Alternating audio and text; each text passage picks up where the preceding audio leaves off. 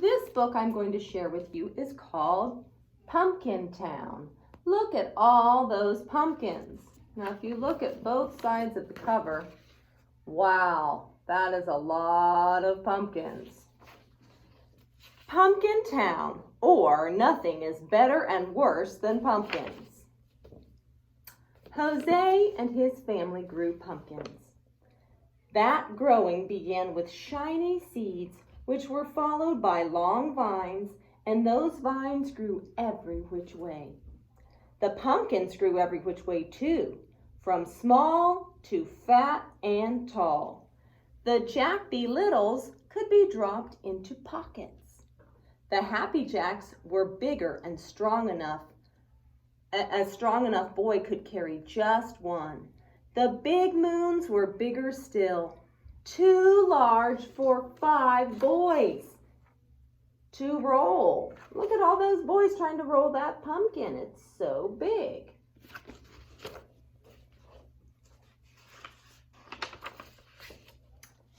Come fall, Jose and his family would gather the pumpkins and collect the vines.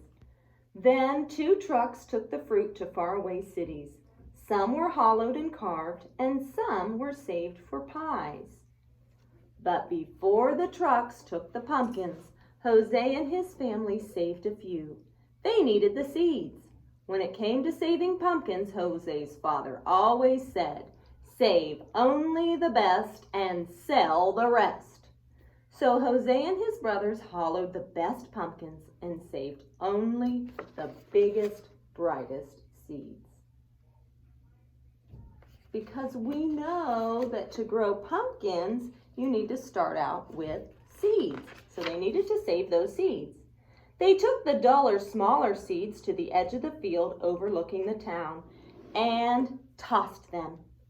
But one gusty, dusty October day, when Jose and his brothers took the lesser seeds to the edge of the field and flung them, the wind caught those seeds and carried them and didn't let them loose until they fell like rain down on the town.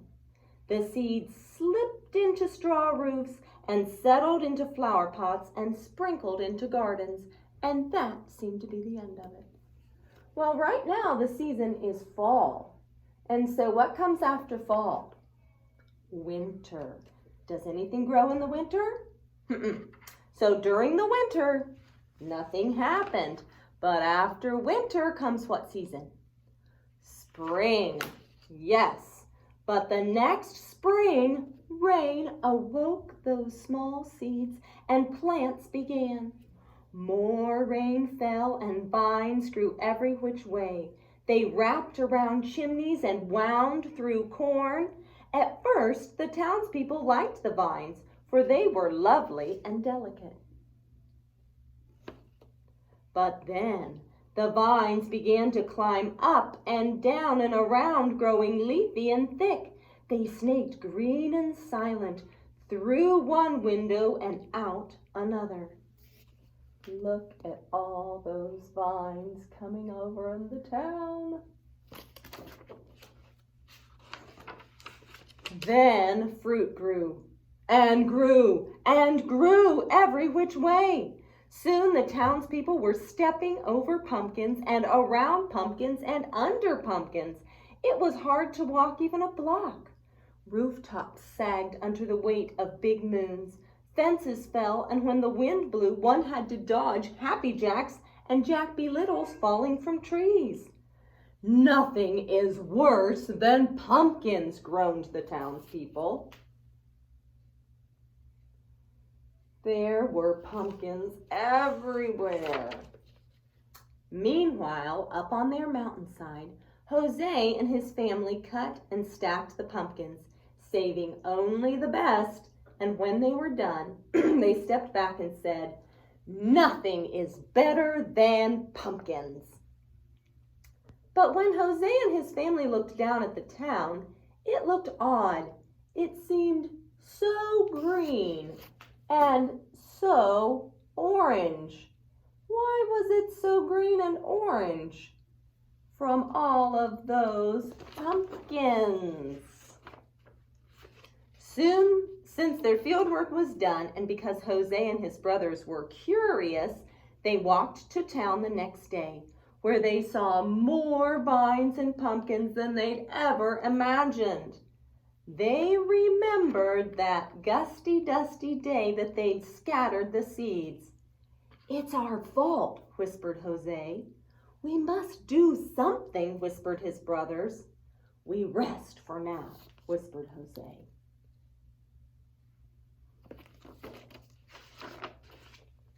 But that night, Jose and his brothers cut and stacked the pumpkins and vines. They worked as quietly as they could, but some townspeople still sneaked peeks. They marveled at how well the brothers worked. The brothers climbed up poles and twined through trees and snaked silent through one window and out another, gathering and stacking pumpkins and vines.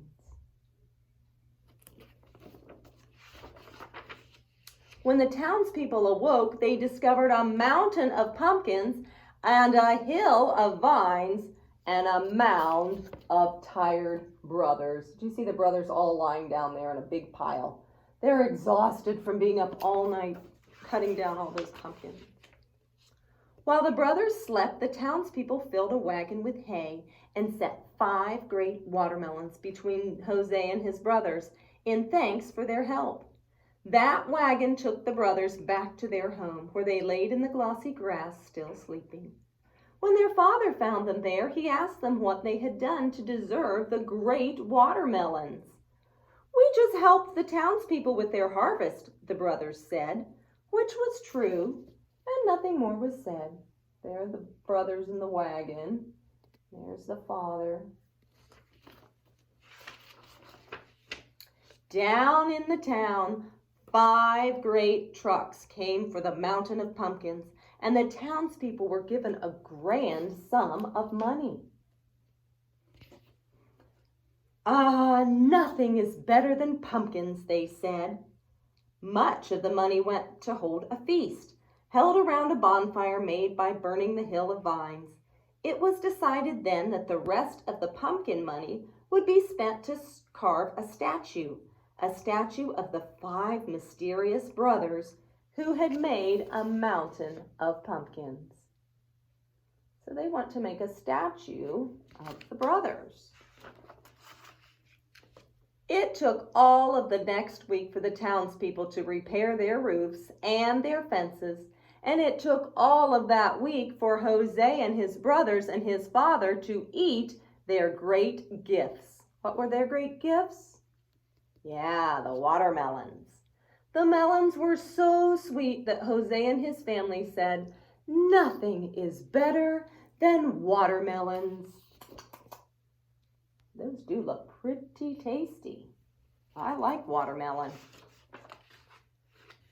"Be careful with the seeds," Jose's father said. "Our fields grow pumpkins, not watermelons." So Jose's family filled a great bowl with seeds, and those seeds were forgotten until a day later, when the wind roused Jose's father at night. He feared that some of those watermelon seeds might be blown into their pumpkin field. What do you think he's going to do with that big bowl of seeds? He doesn't want them to get mixed in with their pumpkin patch. By moonlight, he carried the bowl to the edge of the field and tossed those seeds. The wind caught the seeds and carried them and didn't let them loose until they fell like rain down on the town. Oh dear, what do you think's going to happen with those watermelon seeds?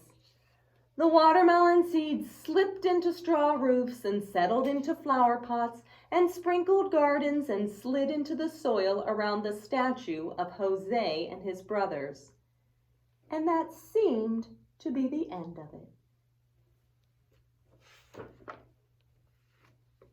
Do you see that last picture?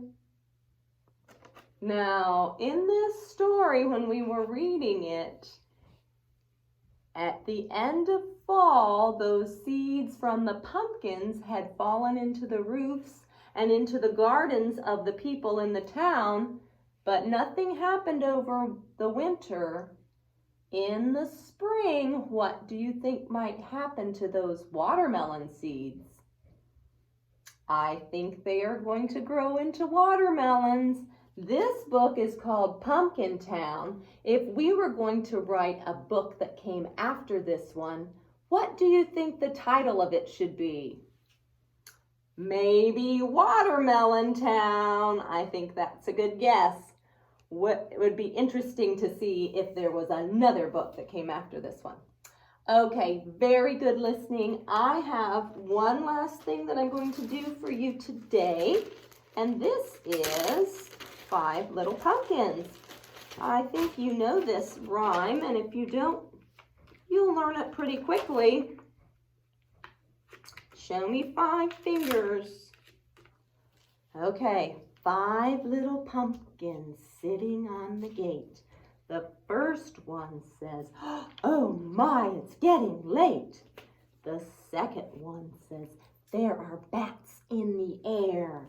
The third one says, "Well, I don't care." The fourth one says, "Let's run and run and run." The fifth one says, "Isn't Halloween fun?" Then whoo went the wind and out went the lights, and the 5 little pumpkins rolled out of sight. All right, I hope you have a great month of October and get to see some pumpkins and maybe get some pumpkin seeds if you carve your pumpkin. And I will see you next time. Bye-bye.